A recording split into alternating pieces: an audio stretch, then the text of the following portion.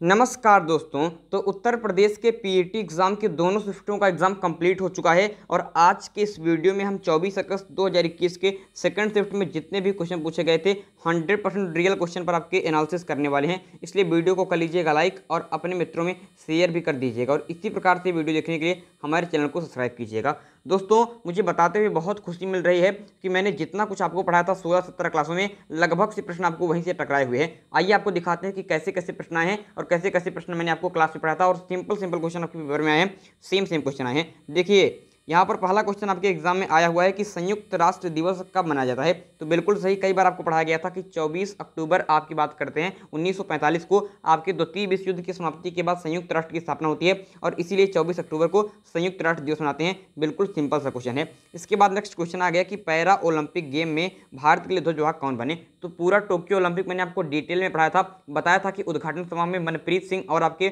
Mary com और आपके समापन समारोह में बजरंग पुनिया, और पैरा ओलंपिक की बात करते हैं तो यम थंगावेलु इसके आपके ध्वजवाहक बने थे। सिंपल सा क्वेश्चन था, मुझे पूरी उम्मीद है कि आप लोगों ने कर दिया होगा।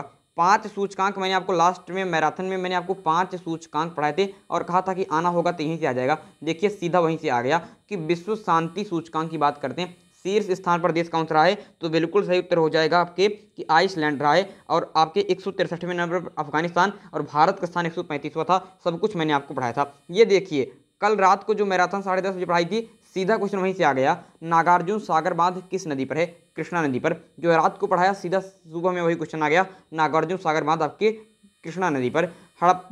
हड़प नीति की बात करें तो हड़प नीति की किस गवर्नर जनरल के समय में आई। तो लॉर्ड डलहौजी के समय में आई थी। किसके समय में? लॉर्ड डलहौजी के समय में। और सीधा सीधा क्वेश्चन ये आपको पढ़ाया गया है। जहां भी ये मार्क आपको दिख रहा है जान लीजिए कि हमने सीधा क्वेश्चन आपको पेपर में पढ़ाए हैं। यहाँ पर देखिए, सऊदी अरब की बात करते हैं। किसकी बात करते हैं? सऊदी अरब की राजधानी क्या है? तो रियाद है। कई बार मैंने आपको क्लासों में पढ़ाया था। केवल 17 क्लासें ली थी। यहाँ पर अलग अलग इंस्टीट्यूट से आप पढ़ते हैं, अलग अलग संस्थान से पढ़ते हैं, आपको 100 क्लासें लेते हैं, फिर कहते हैं कि हमने बता दिया। मैंने केवल 17 क्लासें एक घंटे के लिए और वहीं से लगभग 60 से 70% आपको पढ़ा दिए हैं। तो अभी भी कोई देर नहीं हुए, बिल्कुल फ्री में मैं आपको क्लासेस चलाने चल रहा हूँ कल से। तो उस बैच को ज्वाइन कर लीजिए। जो आपसे भूल हो गई छोड़ दीजिए, हमको ज्वाइन कीजिए। आपको खुद समझ में आ जाएगा कि लेवल किसे खाते हैं। केवल 10 दिन मुझे दीजिए, आपके जीके का लेवल बहुत ऊपर रहेगा। इसकी जिम्मेदारी मैं लेता हूँ। चलिएगा, यहाँ पर क्वेश्चन आया कि 2021 ईस्वी में तमिलनाडु में किस पार्टी की सरकार बनी थी। ये तो मैंने पढ़ा था कि तमिलनाडु के वर्तमान सीएम स्टालिन हैं, लेकिन ये बताना भूल गया था कि ये किस पार्टी से हैं।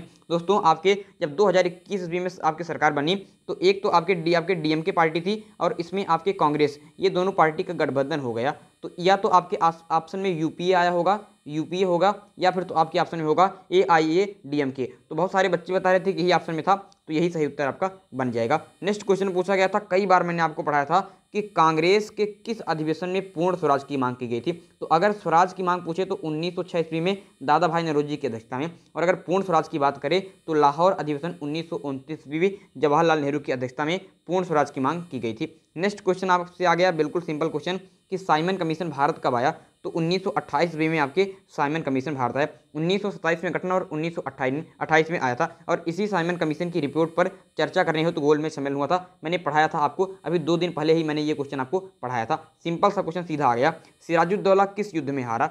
सिराजुद्दौला, उस दिन सारा युद्ध मैंने आपको लगभग 20 युद्ध पढ़ा दिए थे और कहा था कि उसी में से एक आएगा। देखिए सीधा आ गया, सिराजुद्दौला किस युद्ध में हारा।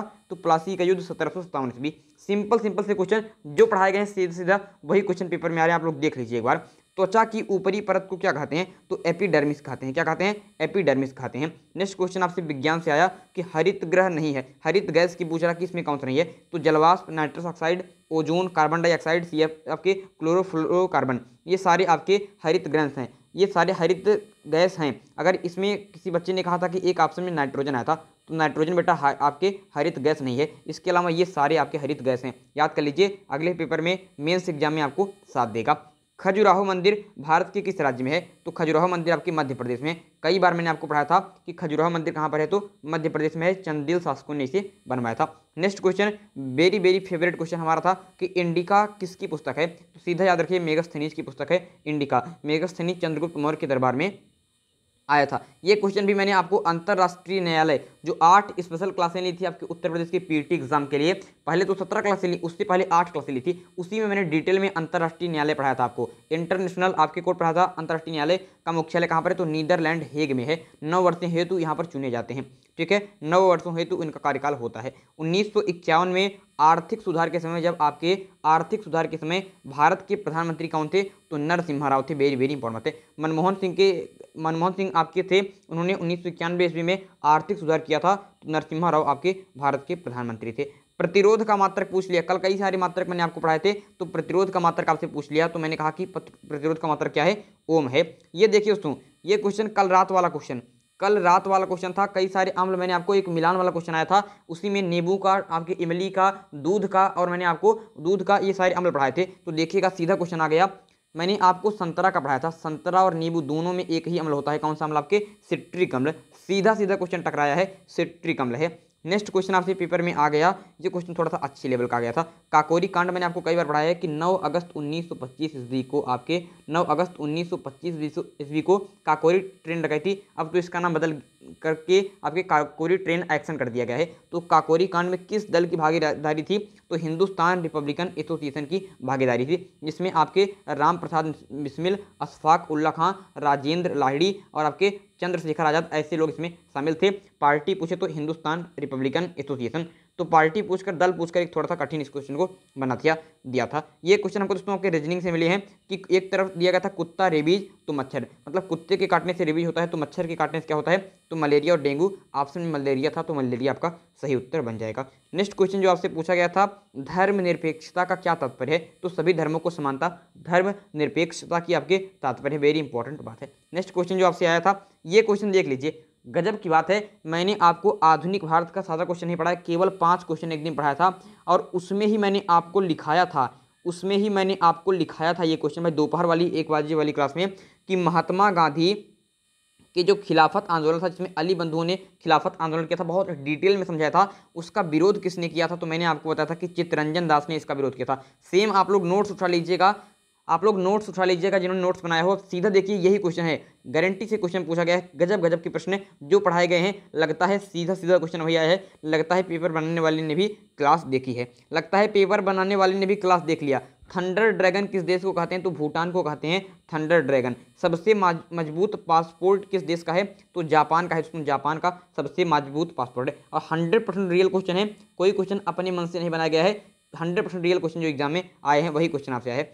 दोस्तों, दर्रों का एक क्वेश्चन आया था आपके मिलान से रिलेटेड, तो वहाँ पर और सब कुछ सही दिया गया था, सिर्फ किला आपको उसके आगे हिमाचल प्रदेश लिखा था। ऐसे ही कई सारे दर्रे आए थे, लेकिन एक ऑप्शन में आया था जलेपला दर्रा और उसके आगे यूपी लिखा गया था। तो आपके जलेपला दर्रा यूपी में नहीं है, सिक्किम है।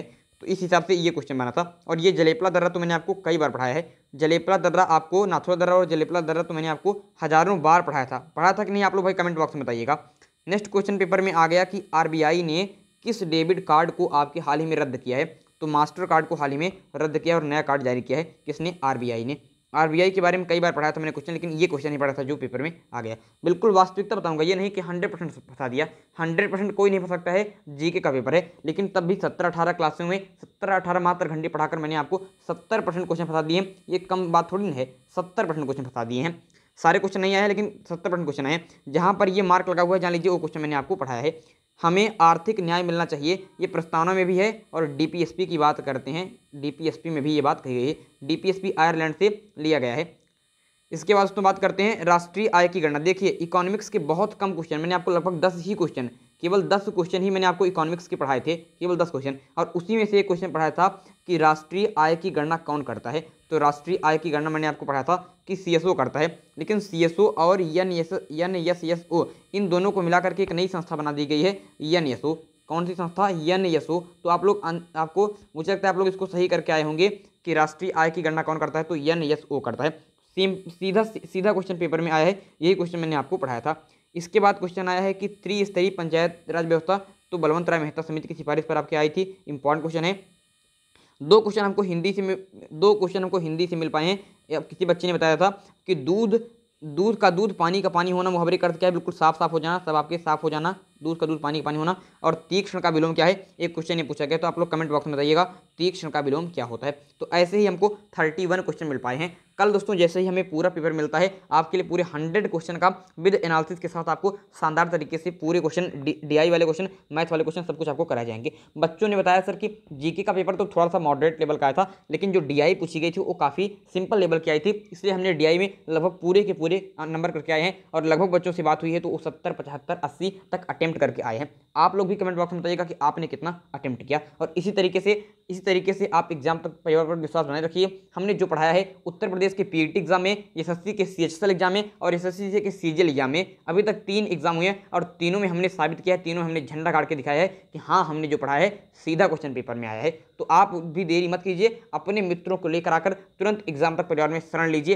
क्योंकि यहीं से आपका जीके मजबूत होगा और यहीं से आप 100% क्वेश्चन कर पाएंगे, ये वादा मैं करता हूँ। अभी तो केवल 17 क्लास से पढ़ाई थी, अभी आप मुझसे 50 क्लास में पढ़ लीजिए, उसके बाद आपके जीके का लेवल इतना हाई रहेगा कि आपसे टक्कर लेने वाला कोई नहीं रहेगा। तो इसी तरीके से मैं पढ़ाता हूँ। सब लोग क्या करते हैं, एमसीक्यू क्वेश्चन कराते हैं, मैं आपको सिंपल सा 1 लाइनर क्वेश्चन लाता हूँ और उसी में डिफाइन करके बिल्कुल डिटेल में जाता हूँ, जिससे कि आपका history, geography, polity, economics, science और स्पोर्ट्स के अलावा विविध सारे क्वेश्चन आपके कंप्लीट हो जाते हैं। तो इसी तरीके से पढ़ते रहिए मन लगाकर और कमेंट बॉक्स में लिखिएगा कि हमने जो पढ़ाया उसमें से आपको कितनी मदद मिली। अगले वीडियो में एक इंपॉर्टेंट टॉपिक के साथ फिर होगी मुलाकात, तब तक के लिए मुझे दीजिए इजाजत। मैं हूं अंकित मिश्र और आप देख रहे हैं एग्जाम तक। बहुत बहुत धन्यवाद। Bye bye.